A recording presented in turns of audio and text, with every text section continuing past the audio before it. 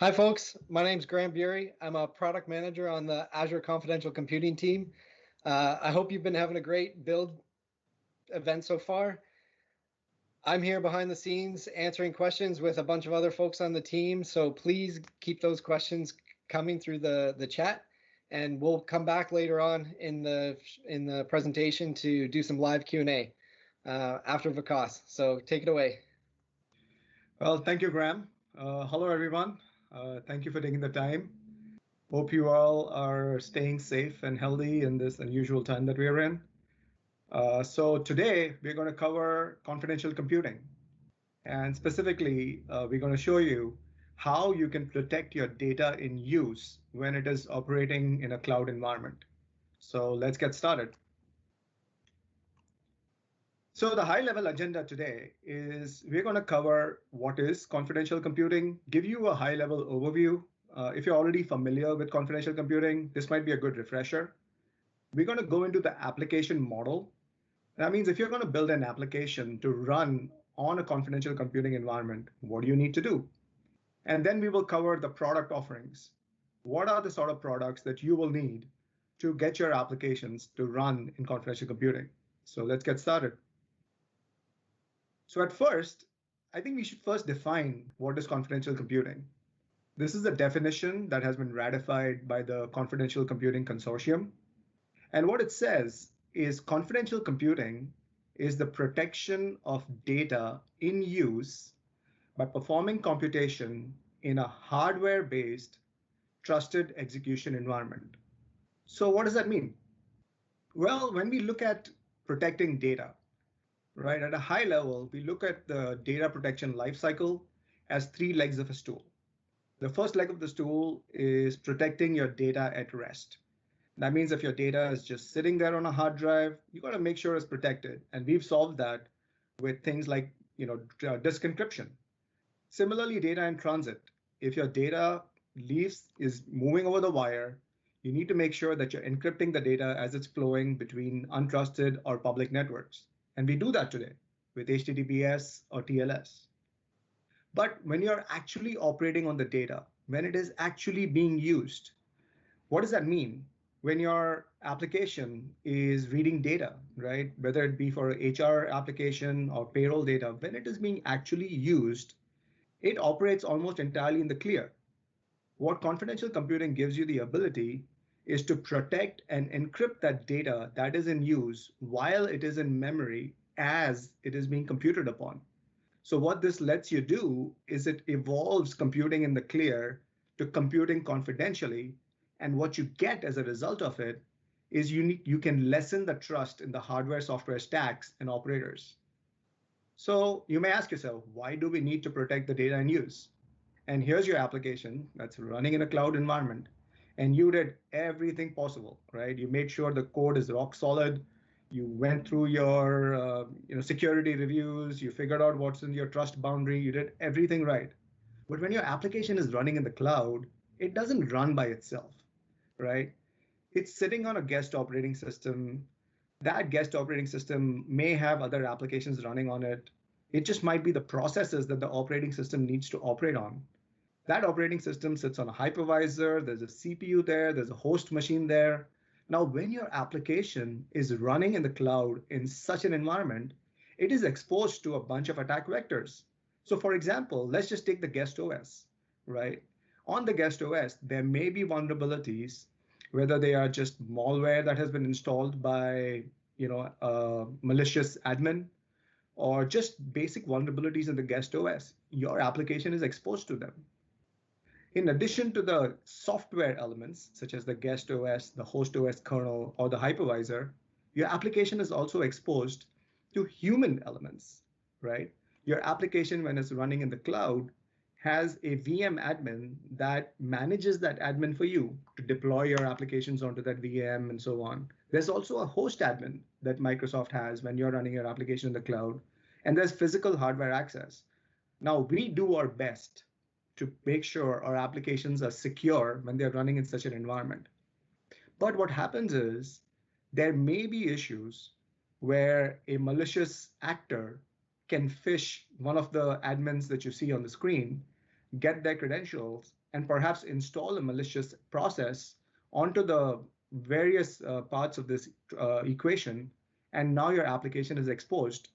So this is why you need to protect that data in use. So let's get into a video. Cloud computing opens new possibilities involving large volumes of data.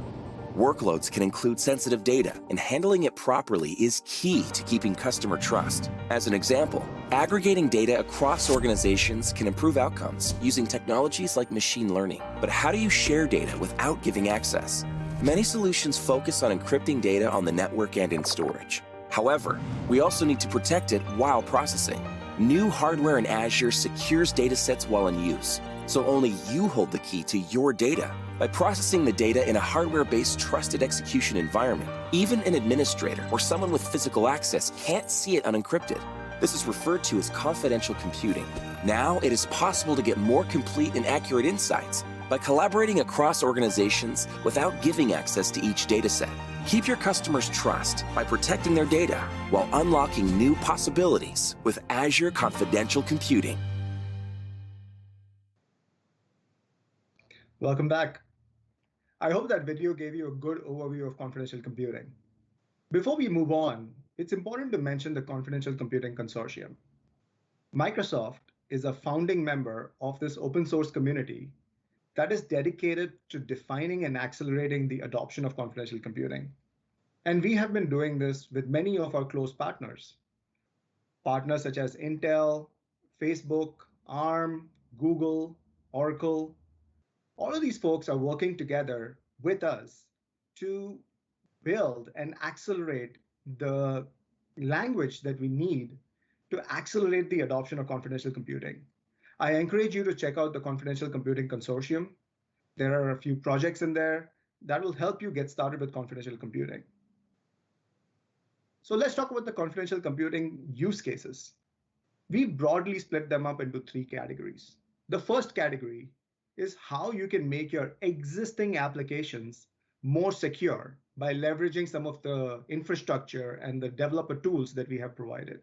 So this can just be your LOB applications, as I mentioned earlier, your HR application or your payroll application, or even your secure models, ML models that you're running in the cloud. You want to make sure these applications are more secure by bringing your applications to run in a confidential computing environment and thus protect that data when it is being used. The second bucket is custom workloads. Now, these are workloads that we have identified as we've been working with customers to get their applications to be confidential. A few of them are highlighted here that I will go over. An example are, say, blockchain. Confidential computing helps blockchain creates high throughput applications. Similar applications include secret storage and processing for key management, analytics, machine learning training and inferencing, secure data stores, and IoT. In fact, IoT is one of the scenarios that we hear a lot about lately when you think about the end-to-end confidentiality that you can achieve with edge and cloud processing at the same time confidentially. And the third bucket is something that we've identified, which is around secure multi-party data sharing. Here, you can leverage confidential computing to preserve that privacy and sensitive customer data that you can now share across organizations to get better mutual benefits. So let's double click into that one.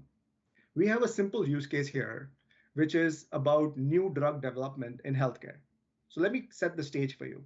What you see in front of you are three different organizations who have different patient data, and they want to merge that data together to achieve better results by computing on the data themselves. However, this is not something they can do today freely for a variety of reasons. In some cases, these different organizations may just be competing with each other, and sharing that data to further advancement is prohibitive. Now, there are also regulatory concerns here. There are privacy concerns here. So what confidential computing lets you do, it lets you run a confidential machine learning algorithm that has been previously agreed upon by the different parties, run them in a common enclave or a trusted execution environment. And now with the keys that you have, you can now operate on that environment without leaking sensitive data. So what you get is each facility, each organization just sees their own data set. No one, not the cloud operator, or even the different organizations who are part of this chain, can you see all the data or the trained model if that is something that is desired. So now let's get into what are the app models for running your workloads on Intel SGX. We remember this slide from a few slides back, right? Here's your application running in a cloud environment. So how does that get better with Intel SGX? We have been working with Intel, leveraging their SGX hardware in Azure to protect the data in use. The goal is we want to minimize the attack surface to the CPU. So Intel SGX is a new set of chips that has been released by Intel as part of their Xeon processors that enables a new hardware architecture, new instruction sets that allow developers to set aside a private region, a trusted execution environment, or a protected enclave where you can run your code and data confidentially. The end result is data is only ever in the clear within that protected memory. And every time that data leaves that protected memory, it is encrypted. So thus what you get is when your data is being used, being operated upon by the CPU, it is encrypted, and only inside that enclave can you see data in the clear and do the operations that you need that are important for your business. So now let's talk about the app models that you have when you're bringing your application to run in an Intel SGX based environment on Azure. At a high level, there are two different app models here. The first model is when you have a new application or you want to refactor an existing application to run confidentially. We have a bunch of customers who are doing just this. So what they do, let's say you have an existing application that you want to make confidential, right? So take your existing application. From your existing application, which we'll call a untrusted application, create a trusted portion of your application, and that trusted portion of your application will run inside that secure enclave or a trusted execution environment. Now, to do that, we provide you tools such as the Open Enclave SDK, the Confidential Consortium Framework, and there are other tools that you can access in the CCC, which is the Confidential Computing Consortium, to do this sort of application. And what you get as a result of it is maximum control of the amount of code that you're running inside your trust boundary. Now, the second category of applications are lift and shift applications, right? So you have an application that it just works. You don't want to modify it, right? It's just an application that you want to run confidentially. And we have abilities. We have a libOS strategy. For example, you can leverage open source products such as SGX LKL that we've been contributing to, or you can leverage one of our existing ISVs such as Fortanix or Anjana, which now allow you to take your existing application, wrap it, and now run that inside an enclave. And this is the fastest path to get your application to run confidentially. I do want to call out that we have partners that are now available in the Azure Marketplace. We have been working very closely with our partners in Fortanix and Anjana, who can now get your applications to run confidentially on Azure. I encourage you to check it out. So now we are now going to shift gears and get into an example or a demo of the new possibilities that are enabled with Azure Confidential Computing and the Intel SGX virtual machines. In the next few minutes, you will see a demo of a confidential multi-party application built with the Open Enclave SDK with remote debugging capabilities in VS Code, and then a containerized deployment and orchestration via Azure Kubernetes Service.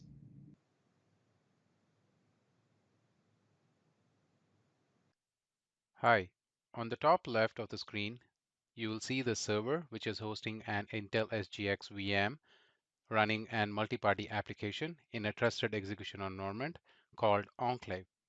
When running the application, there is a secure and attested connection created by the three clients from either public clouds or on-premises systems.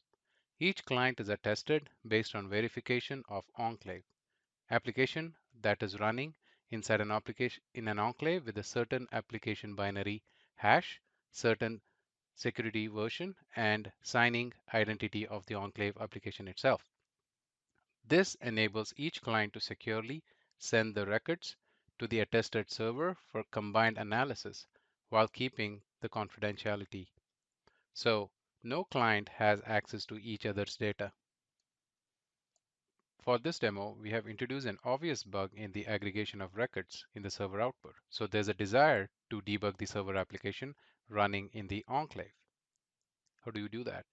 Where enclaves are typically designed to prevent any external access to the code and data, but during development times, we understand the need for developers to debug and do a remote debugging.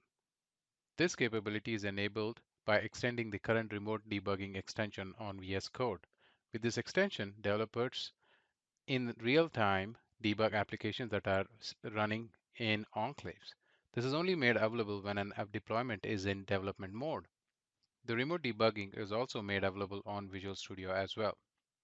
In this case, on the screen, you see the application with the front-end file where we know there could be an obvious bug we may have to go and debug. In this case, the developer extension, the application attaches to the remote debugger to the server that has been enabled for debugging to load the in the application code. Developers can set a breakpoint, step through the code to fix and validate the bug directly for an enclave application running on the server. Additionally, you can look at the complete stack trace on the server as well as the client context details for the TLS connection in real time. All of this data will help developers to find and fix the problems in an application running in an enclave.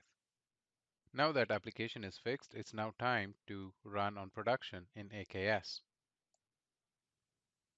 In this part of the demo, you will see the Enclave MPC application containerized and run on managed AKS on Azure. To get started, I will use Azure CLI command AKS create to create a cluster in Canada Central region with ACC node pools. So once this is done, I'll continue to add more node pools of the other SKU type so I can also build an heterogeneous cluster and run an end-to-end application of different types. Once the AKS deployment is complete, we will see multiple node pools running. And as part of the provisioning process, a SGX daemon set gets added as well to the ACC node pools. That exposes the EPC memory, which is what an enclave application will be using.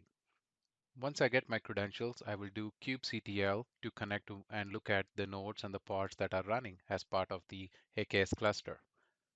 After that, I will open up my MPC application Docker file and show you what parameters are part of it and what that looks like before we deploy that on AKS cluster. The application will listen on specific ports that will be opened as part of this deployment, and you will see that as part of the YAML file that we are showing right now. As part of the YAML file as well, we also call out the EPC memory max we want to allow this enclave application to consume. I go ahead and do a kubectl and apply the YAML file for the deployment, specifically adding the node pool selectors because my app needs to run on SGX enabled node pools. I do get pods to see the status of the pods in my Kubernetes cluster, and additionally also describe the pods and the details around that as well. So as part of the demo, you saw how seamless the integration is with the AKS and Kubernetes. To summarize, in the first part of the demo, you saw how an MPC application that can enable confidential multi-party computational work in an enclave type of an environment powered by SGX. And in the second part, how you also saw how you can debug that application with the remote debugging option through Visual Studio Code. In the last part of the demo, you saw how you can take the existing MPC application, containerize it, and run and orchestrate on a Kubernetes AKS cluster as well. So please try these applications and let us know what you feel about them. Thank you. Welcome back. I hope you all liked that video. I certainly loved it. As you can imagine, when you're getting onto a new platform, you need to think about an end-to-end developer toolchain. In that video, we've got a programming model, ability to debug with Visual Studio, Visual Code, and as well as AKS integration. A lot was crammed into that 5-minute video. We will post a full-length 20-minute version into the on-demand sessions for you to see and listen to all of the details. We will have a link at the end if you're interested in signing up for the private preview of the AKS integration. Now, we'd like to remind you of something that we announced just a couple of weeks back. In fact, our Intel SGX-based DCS V2 series VMs reached general availability, and we are very excited about that.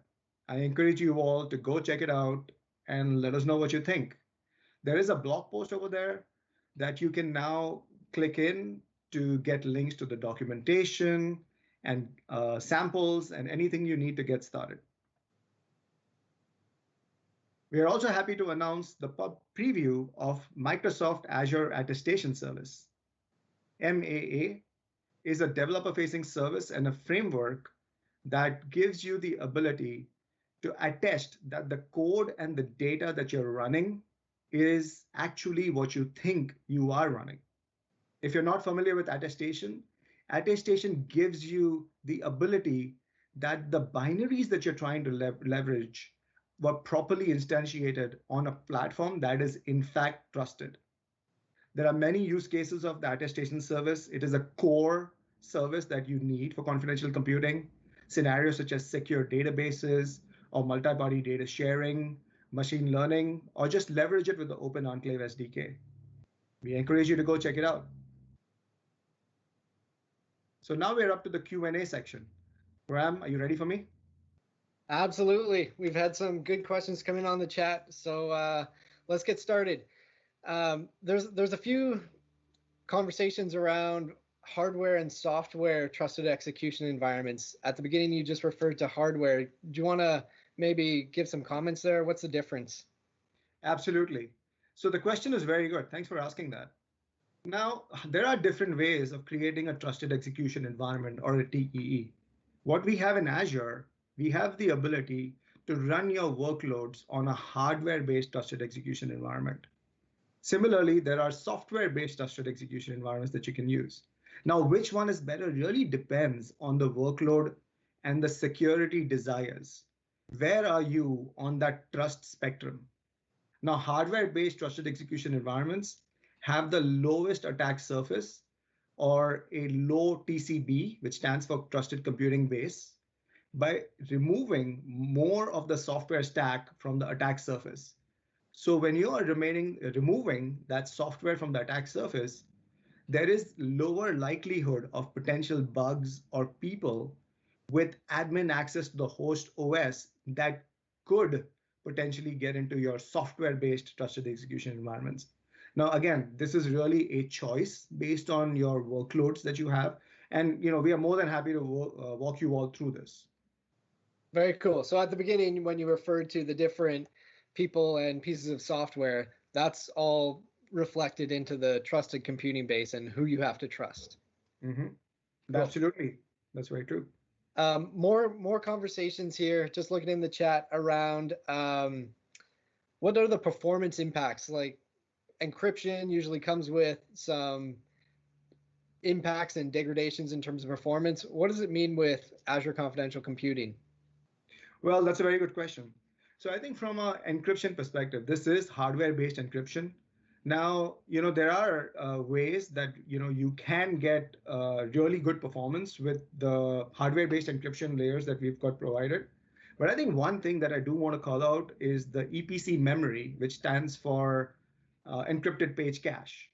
In the current Intel SGX-based process that we have running in confidential computing in Azure, these have 256 megs of EPC memory. So that means the memory that is available for you to do confidential computing.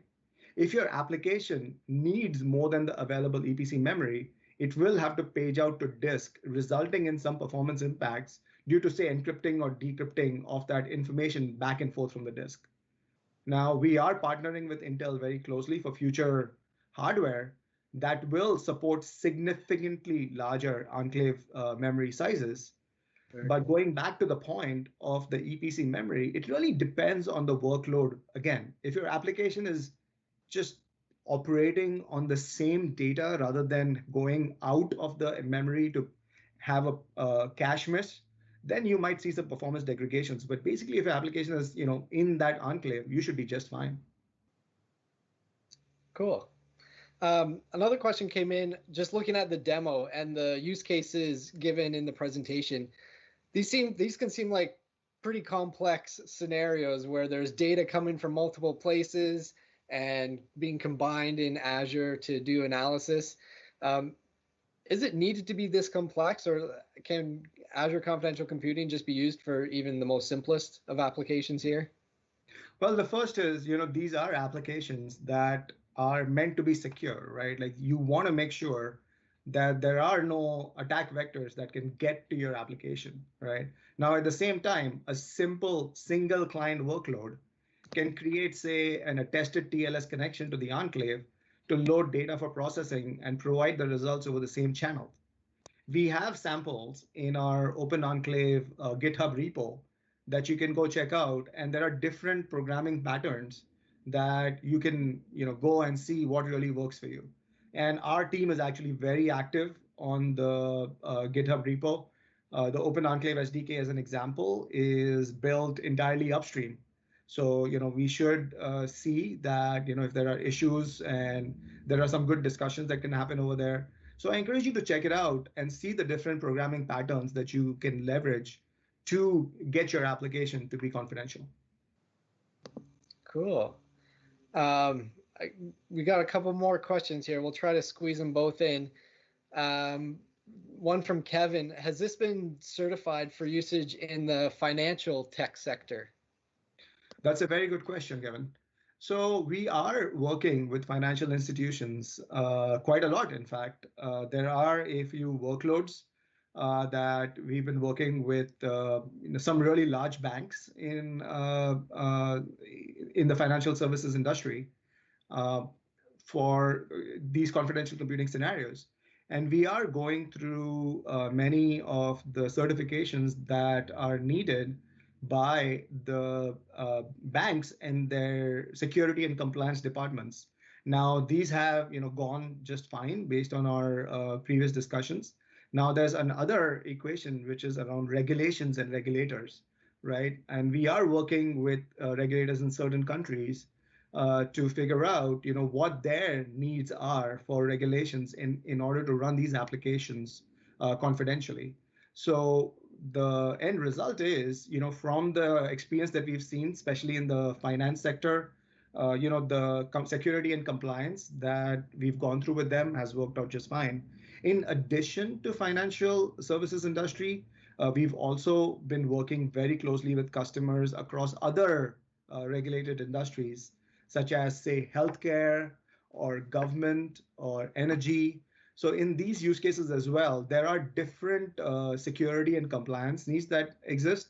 Please do reach out to us. You see on the screen here, there's azconfidentialpm@microsoft.com. That has me and my team in it. We'd love to hear from you if there is a specific certification that you're interested in, and we'd absolutely love to answer that over there. Yeah, I think that captured Shaju's question as well, asking for other compliance areas. Mm-hmm. So unfortunately, folks, there are a couple questions we didn't get to. So Vikas, it is time to wrap up, though. So maybe we can go over the call to actions. And if people have further questions, make sure they can reach out to us here. Absolutely. Thank you. So first, I think please go to aka.ms/AzureCC. That is our confidential computing page on Azure. You can deploy. We've got a few solutions in the Azure Marketplace that you can check out. Do go check out our Open Enclave SDK. That's got samples and everything that you can get started with. We are taking customers in the preview for running confidential workloads on AKS. There's a link over there. Please go click that and let us know if you're interested.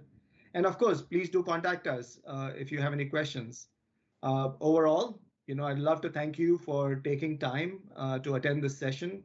I hope you all are staying safe and healthy wherever you are. And we'd love to hear from you. Thank you very much. Awesome. Thanks, Vikas. Thanks, everyone. Have a good rest of build. Thank you. Bye.